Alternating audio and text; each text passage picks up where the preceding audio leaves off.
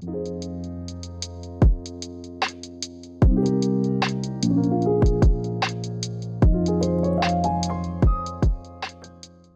guys, welcome back to the Pressing Matters. I'm Scott. Thank you for tuning in today. Thank you for your support. Today I'm going to be talking about the Joni Mitchell Archives release of the Asylum Albums collection. This is a follow-up to the first four, which was the Reprise Albums collection. And I gave that a pretty good review. If you want to check it out, I'll leave a link in the description box below. But after that release, I was really anticipating this one. So I did an unboxing so you can see all the elements of the box set and some commentary about the quality of the jackets, etc. So take a look at this. This is how the box appears when you get it. The spine. And this whole front is like a velvet touch finish. And that continues around here. And then this is all glossy. And the inset albums are matte. So really a lot of care went into constructing the box.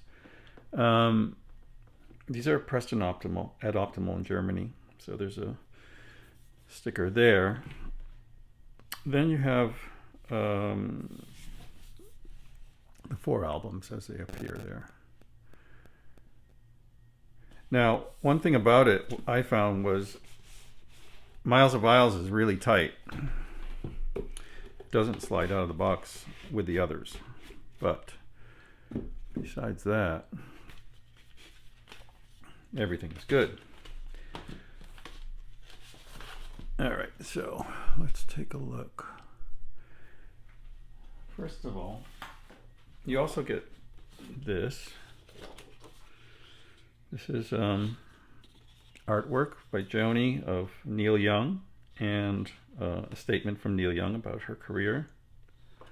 Very nice. And also you have the advertising for the Joni Mitchell Archives. And then, let's put this aside for a minute. And then you have the albums. So, For the Roses is done exactly as it was originally. So when you open it, first time I opened it, I was like, where is the album? It's sealed on this side. It's kind of like a unipack, but there's an extra leaf in here. And that is to display this beautiful watercolor by Joni Mitchell. And this is kind of a gloss. Inside here is matte. This is like a watercolor paper almost. And then again, it's gloss like that. So, wow, a lot of care went into this. And labels also. This is a period specific label, which shows you that great care was taken with all of this. Court and Spark, of course, is famous for its beautiful embossed cover. I don't know if you can see it on here, but Court and Spark and Joni Mitchell is embossed. This is deep set here where the artwork is, and just beautiful. Nice. Looks exactly like the original to me. And then the label has changed at that point. Hissing of Summer Lawns. One of the features of this one was the embossing here. That's retained. And it's kind of a silvery print up here. Nice.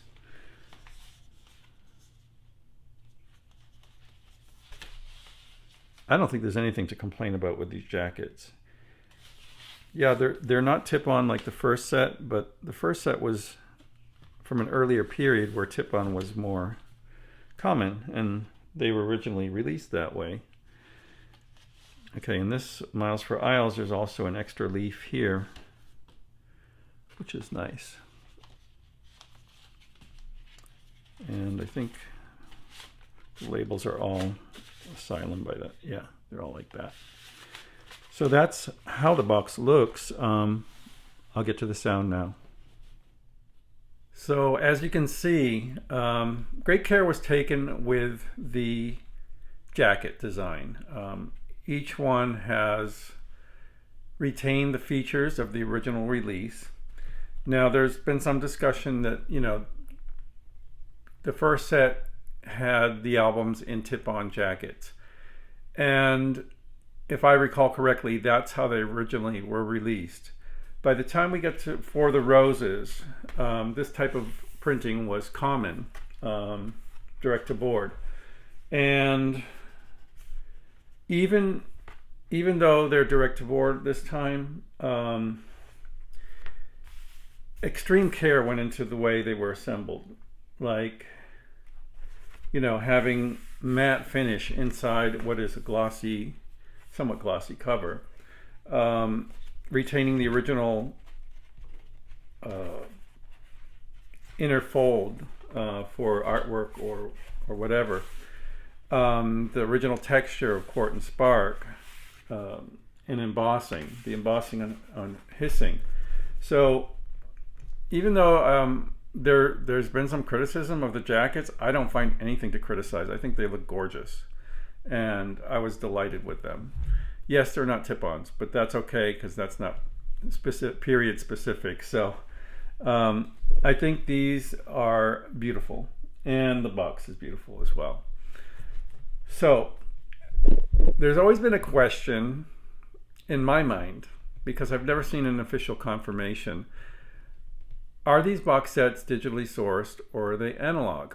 I've heard people say who are supposedly in the know that they are all analog, except for Song to a Seagull, which was a remix from the first set. I don't know. I'd love to hear it directly from the source, which is Bernie Grundman. It's really hard to say as far as listening, because they sound all analog. They sound beautiful. Really, I don't think I've heard them sound better, honestly. I had originals of Hissing and a couple of reissues of Quartz and Spark, and this one surpassed that. The reissues I had were one that I've mentioned before that I just dislike immensely, and that's the Nautilus Super Disc. And that one's an ear bleeder. I don't like it. It's very tipped up and doesn't sound natural at all. I tried to chase down the Chris Bellman ones. Now, I missed those the first time around when Rhino first did them, and RTI pressed them. I have a European edition that is not a Chris Bellman mastering, but still sounds very good. However, it's most definitely a digital master that was used. So it could be Bernie Grundman's digital master, but it's not the Chris Bellman cut that everyone loves. So I can't compare these to the Chris Bellman cuts of Hissing and Quartz, but I will go through a little bit about each one, what I felt.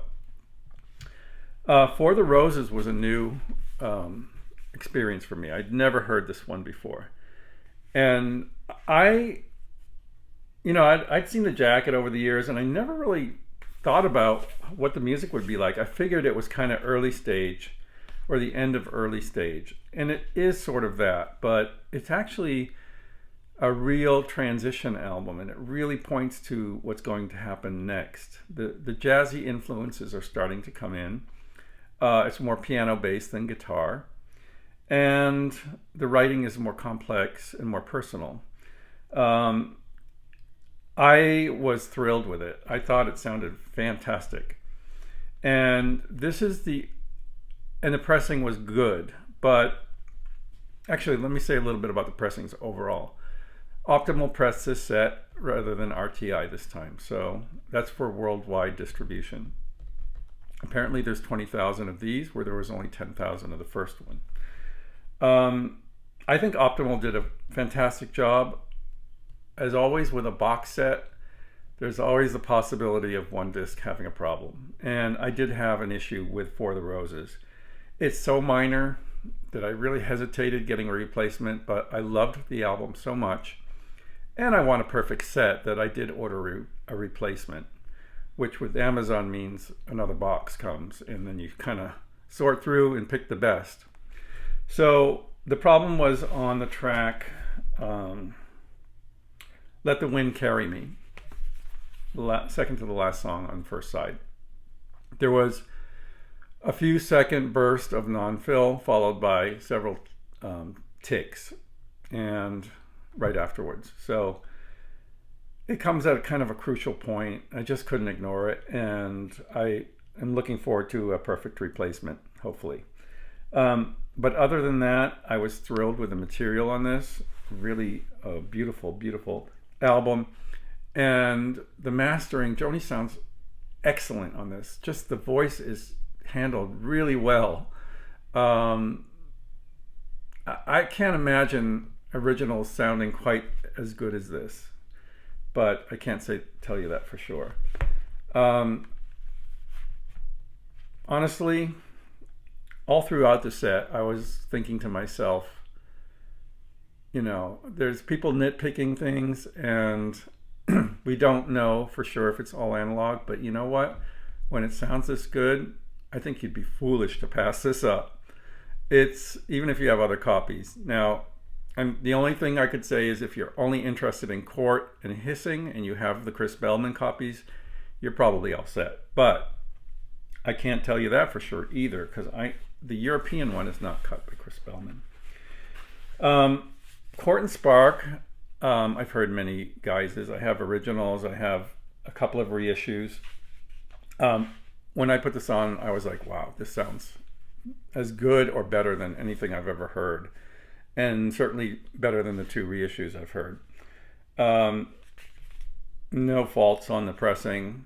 Just a great, great mastering from Bernie. It's really fleshed out. You know, so many times I've heard pressings of Quart and Spark that are a little bass shy, and this is not that way. This is just perfectly balanced and beautiful. I loved it. Hissing of Summer Lawns, also same level as Quart and Spark as far as the mastering. The recording is a little different. There's a lot of different things going on.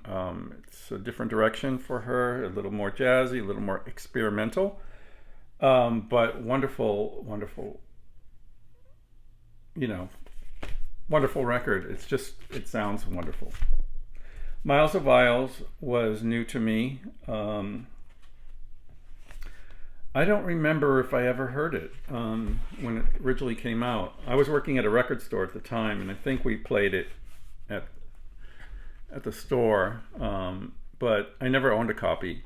And I was surprised at how clear and how well recorded it actually is. And it's a very engaging listen as well. A lot of the material is from that earlier period and moving into the jazzy period.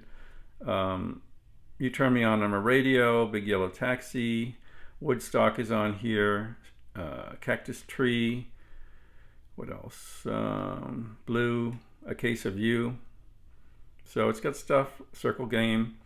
It's got stuff, the best stuff from all the early albums, and a few indicators of the jazzy way this career is going. And this is with the LA Express, so it's much more fleshed out sound as far as Joni Mitchell. You know, her earliest stuff is mostly guitar based. Then Blue and For the Roses is more piano.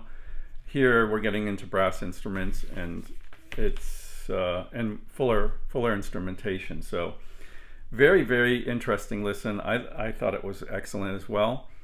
Overall, I think the set is a winner. There's also some nice additional artwork here and there. This nice little illustration of Neil Young was really welcome, and his words on her career. And the box itself is just as nice as the first one. It's got a little bit of gold or silver embossing for overlay for the name, and a nice velvet touch on the front, a glossy back. I mean, it's obvious